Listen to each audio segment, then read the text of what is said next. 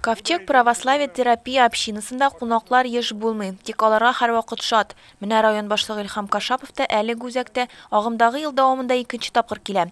Аны зур булмаган хуҗалык белән таныштырдылар. Монда казлар, дуңгызлар үрчетәләр, сыерлары да бар. А это вы пристрой уже новый сделали, да? Да, коров много. Они все, 4 у нас стильные. Ага. То есть у нас их к весне тоже 10 будет. Поголовье свиней у нас выросло, да, до 50 штук, и сейчас еще прибавление ожидаем. Дуңгызлар 50 башка кадәр булды. Тагын артым көтелә әле. Хәзер 6 сыер бар. Якын арада 10 ау булачак. Ферманы төзеп бетерәбез. Яңа аш йортында сафка бастырачакбыз. Бүген Чиркәү каршындагы үзәктә 20дән артык кеше реабилитация үтә. Хезмәт һәм догалар белән дәваланалар. Йорт хайваннарын караудан тыш, шулай ук төзелештә дә катнашалар.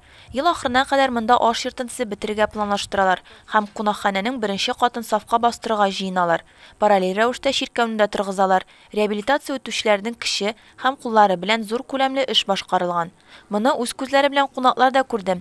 Район башлыгын үзгәрешләр сөендерде. Ул монда апрель аенда булган иде. Үз чиратында үзәк вәкилләре район җитәкчелегеннән юлларны төзекләндерү буенча ярдәм сорадылар.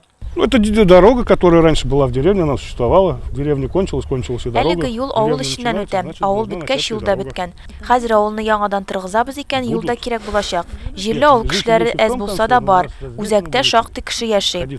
Яз-көз пычрактан йөрергә туры килә. Шуңа күрә юл бик кирәк.